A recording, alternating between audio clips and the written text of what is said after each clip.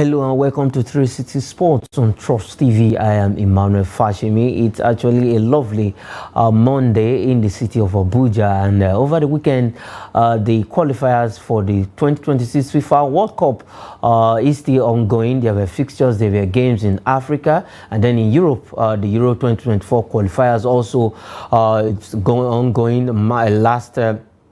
They still have about a couple of games to go in the Euro 2024 qualifiers, and then for the under 20 Women's World Cup, Nigeria, the Falconets of Nigeria is still in there, and they did well over the weekend with a lot of fixtures and other stories that will be coming your way on the program 360 Sports this lovely Monday morning from the city of Abuja, the Federal Capital Territory of Nigeria. Okay, I'm Emmanuel Fashimi. Quickly, like I said, let's begin with this fantastic story. Even over the weekend, that was on Sunday, that's why we didn't have that at first there was no smile on the faces of Nigerians, but a few hours later I think the Falconets put smiles on our face by doing greatly in their own account against the Tiwiga Stars, Tiwiga Ladies of Tanzania in the under 20 Women's World Cup qualifier that will happen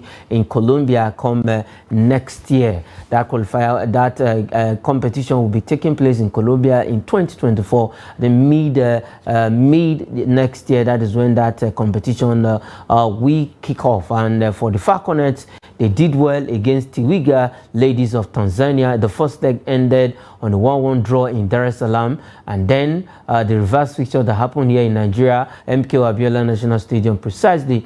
Nigeria did well. They defeated the Tanzania Ladies 2-1, and it ended on a 3-2 aggregate score. Now, after that defeat, after beating Tanzania in the final round, we will be playing the Burundi Ladies, which is actually a good one for the Falconets of Nigeria. So if you look at it, after the Super Eagles fumbled, we will still get there. We'll get to the Super Eagles story after they fumbled, but the Falconets did a very great job, got the win, got the maximum win they needed against the Tiwiga Ladies right there at the MKO Abiola National Stadium. It was a fantastic victory, sweet victory for the Falconets of Nigeria. Good one coming in from that particular game. And if you look at in the first half of that game, we went ahead and they were able to equalize to peg us back, and Nigeria got the win through the lady that gave us the equalizer, the captain of the side, in the first leg that ended 1-1. But as we stand, as we speak, the Falconets of Nigeria beat Tanzania 2-1, and now they will be playing Burundi in the final round of the under 20 Women's World Cup qualifier that will be taking place in Colombia in 2024. I have Jeremiah Omoni that will be joining me via Zoom on the program pretty later. When he's ready, he will.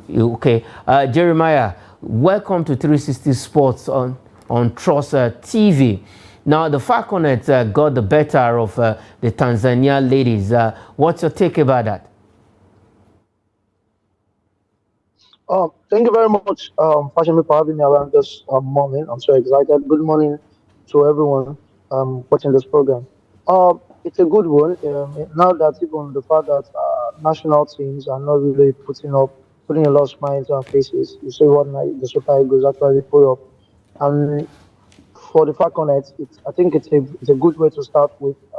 As if we got a solace yesterday in that game, because while the Super Eagles have just ended their match and it's ended in an unpleasant note, the ladies actually came aboard at Abuja and they actually showed class. They were while the game was still even at 1-1, we were like, okay, maybe it's the same result like what night the Super Eagles played. We were able to see them coming back again, getting the win, and moving to the next round. So I think it's a good one, and it shows that the developmental project that the women they've been consistent with it. If you look at the Super Falcons, if you see the Falconets, if you see the Flamingos, you'll notice that there's a similarity in the way they've been moving. They've actually been able to build a very strong developmental project. Look at a couple of these guys that went for under 17 are the ones you see now in the Falconets as well. So it shows that quality. It shows that energy, that tenacity to increase or to keep growing. And I think that will actually help. And I think that will actually help any coach to continue because most of these players actually know their form, they know the way they play and everything. So I think it's actually a very good one, a very fine, fantastic um, class. They were being outshined at first, but they were able to get themselves, to compose themselves, and they were able to bring out a brilliant show. So excited about it. Yes, okay, this is a good one. And now, what are your expectations against Burundi in the final round of qualifiers? 4 teams from Africa will be representing the continent at the World Cup. It's football. You can't judge. You can't actually predict things awesomely, like 100%. Okay, this is what is going to happen. We've seen several cases when we actually maybe you anticipated for something very huge and you didn't get it. But now I don't see Burundi as a tough one. You see, they are grown women, their senior team. I mean, they've not really. If you see them, you know that it's not really a very tough side. And now playing against Falconets, I don't really see them as a side that will actually cause Falconets a tough side. Yeah, assuming we'll be playing against Ghana or playing against Cameroon, I might actually say that okay, this is actually going to be a tough task. But right now, I don't really see it as a tough one for the Falconets of Nigeria. Okay, for the Falconets, you can call them the Super Falconets. You are allowed to call them that. Good one. Yeah. 4 teams from Africa will be representing Africa in that particular competition, and Nigeria has participated in every of the FIFA Under-20 Women's World Cup since it started. Let's see how they are going to take down the Burundi ladies in the final round of qualification. All right, let's move straight to Rwanda, where the unthinkable and for some persons they expected it, and for some it was an unexpected result. Pizarro now has now come out to make case for the Super Eagles for that draw against the Warriors of Zimbabwe. He said his fatigue, long travel affected the team, and they played a 1-1 draw against the Warriors of Zimbabwe in the FIFA 2026 World Cup qualifier Group C after they were pegged back here at the Godswill Akpabio International Stadium in Uyo by Lesotho, the Crocodiles of Lesotho. It's a team that is ranked 153 in the FIFA ranking, that is in the world, to a team that is ranked 40th in the world and the 6th in Africa, playing 1-1 at Uyo, and then going far away to Rwanda, the adopted home of Zimbabwe. They also played 1-1. 26 minutes of play, Musonda got the goal for Zimbabwe before Kelechi Iheanacho in the second half of that game got the equalizer. And I don't know, Jeremiah, I don't know what I can really say about this team. I don't know the problem of this team. If you actually see the goal that was scored against the Super Eagles, I think Jose Pizarro, NFF, and Uzoho have something they are not telling Nigerians. Oh my God. Actually, there are a lot of discussion about this different different angles from how like the Super Eagles played. And when I actually told some of my friends before the game started, I told some of my friends that I should be optimistic, and I said no, it's not optimistic. It's about the way we play. It's about our style of play. It's about I'm surprised. We've seen something tragic like this. Central African Republic had come to defeat Nigeria before, even at this years ago. So uh, it's not the first time that we've been having this shambolic performance. It's not so I'm not really surprised. Okay, we are struggling with your audio. Jeremiah, if you can change your position a bit, we cannot hear you because your audio coming in from you is not actually clear for us to hear you. But from what you are saying, From what you are saying, you made mention of Central African Republic due to our performance, different persons interpreting what happened. Now, for the Super Eagles of Nigeria, I don't know. Is this what we are to present in the Nations Cup? Now with 2 games, 2 points. Looking at our pedigree in that group, looking at our kind of our quality in that group, I was supposed to be struggling, having 2 points. I was supposed to, okay, let's even say we should be having 4 points, at least 4 points. Or normally the 6 points, 100%, 2 games, 2 wins, 6 points. And now the Super Eagles are struggling. Now, very soon we'll be back to our normal permutation. If this one lose, this one win, Nigeria will go. Where do we go from here? Okay. Like I was saying earlier, that what concerns the because you see that we failed to make the World Cup last year. I think that should have been. Okay, Omoni, you have to work on your audio. If you can hear me, just work on your audio so that we can hear you clearly. But for the Super Eagles of Nigeria, it was a shambolic performance against the Warriors of Zimbabwe right there in Ruye, in Rwanda, where that match actually took place. And to tell you the truth, Francis Uzoho, with all due respect, he's a goalkeeper, is his profession. I'm not a goalkeeper, but there are some his hurlers are now becoming obvious and frequent in the Super Eagles. That urgent attention is needed in that particular department of the team. It was a lackluster performance from the Super Eagles of Nigeria in that game against the Warriors of Zimbabwe. Playing 1-1 draw, it's not really looking good. It's not telling good of us as a team that everybody is having arrays of stars. Nigeria have the stars. If you look at the world right now, Nigerian players are everywhere and doing well in their respective club in Europe. We just have a player who won the league last season, that is Victor Osimhen, though he was not there. We have the likes of Kelechi Iheanacho who are doing well. Victor Boniface, this is a player that won the Rookie Player of the Month back-to-back 3 times in the German Bundesliga, for a player that is just coming to the league for the first season. Grinding out goals, building up those kind of performances. The Super Eagles is not supposed to be struggling. I would say this: we're not supposed to be struggling. And for Jose Pizarro, the NFF, they should know what to do. I don't know what they are hiding, but Francis Uzoho is not the right man for the Super Eagles goalkeeping department. We don't know if there's anything they are hiding from. Okay, Jeremiah, let me allow you to continue quickly. We are still on the Super Eagles story. Let me feel your pulse about the Super Eagles performance against the Warriors of Zimbabwe.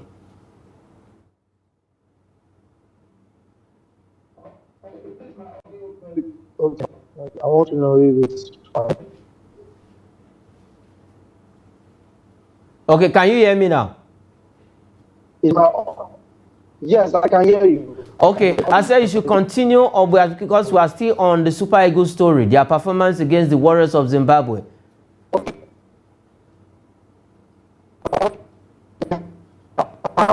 We decided to play so far in the qualifiers. Lesotho and Zimbabwe, they are one of the least qualified that see. And now that we struggle to pick a point from them.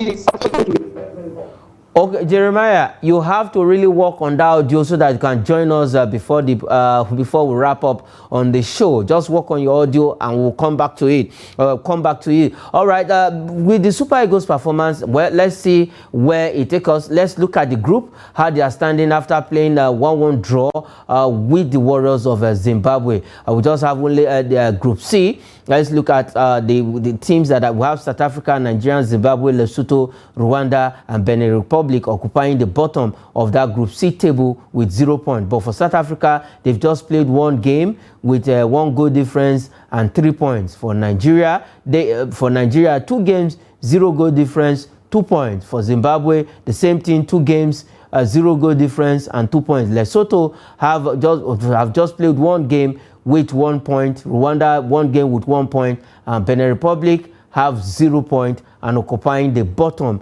of that Group C table for the African CAF 2026 FIFA World Cup qualifiers Group C table. That is where Nigeria is, and it's not really looking good for us. The top teams will actually have to qualify for the World Cup. We cannot afford, we cannot miss this World Cup again. If we are playing like this, I don't think probably we'll be among the teams that will be playing in Canada, USA, and Mexico come 2026. Jose Pizarro needs to change the fortunes of the Super Eagles if we really want to be in the World Cup. All right, we are still on the African qualifiers for the 2026 FIFA World Cup.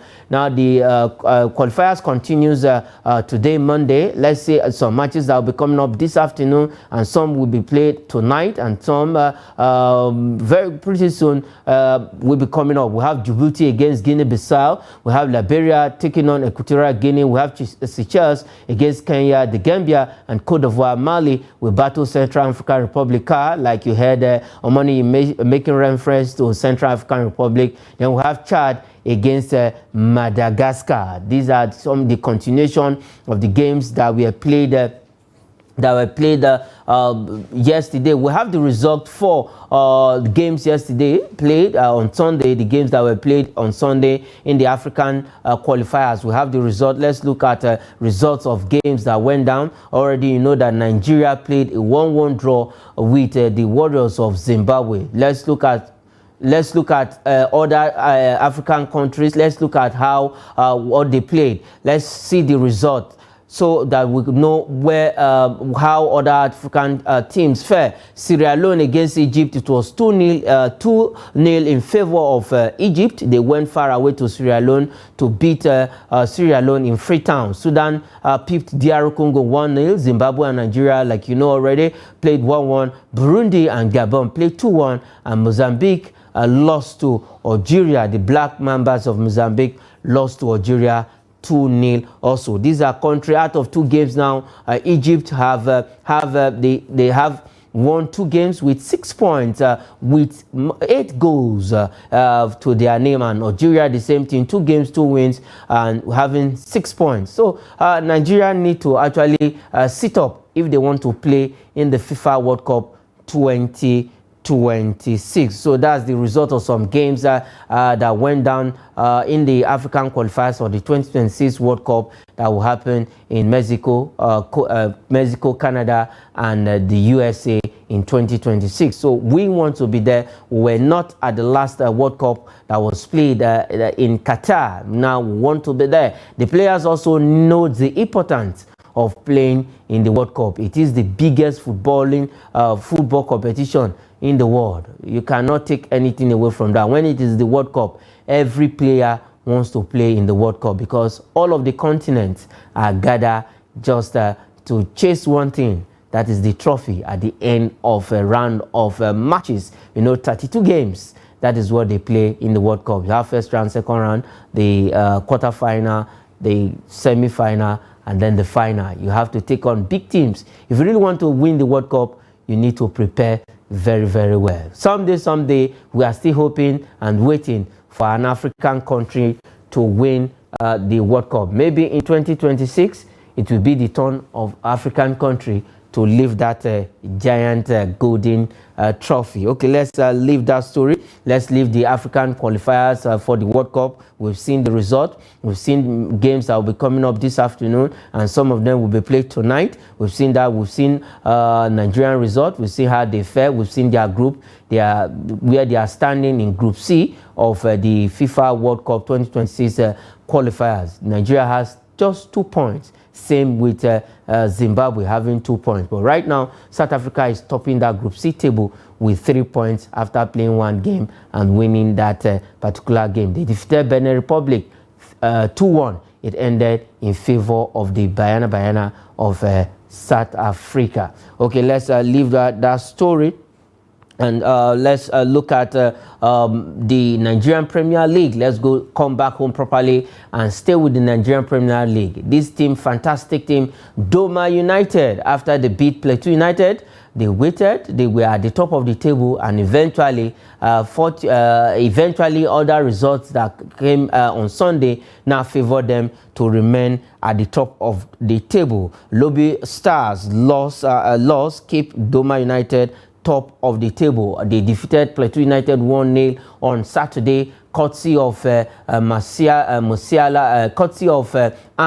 Majalisa 22-minute goal. That is for Doma United against Plateau United. He scored that goal in the 22-minute. 1-0, it ended in favor of Doma United. It's a Northern derby, and after that game, they went to the top of the table, waiting for other matches to be played on Sunday and see how maybe they will remain at the top of the table or go down back to their normal position. But eventually, Lobby Stars lost in their own match day 9 fixture, and it kept Doma United at the top of the table. This is a team that came to the Nigerian Premier League last season, and they almost got to the Super 6 playoff, but they lost that ticket on goal difference to Sunshine Stars of Akure, and they couldn't participate in the Super 6 playoff that went down at the Onikon Stadium in Lagos. But this time around, they are showing their worth. They are showing how resilient they are. Now, after match day 9, after their result against Plateau United,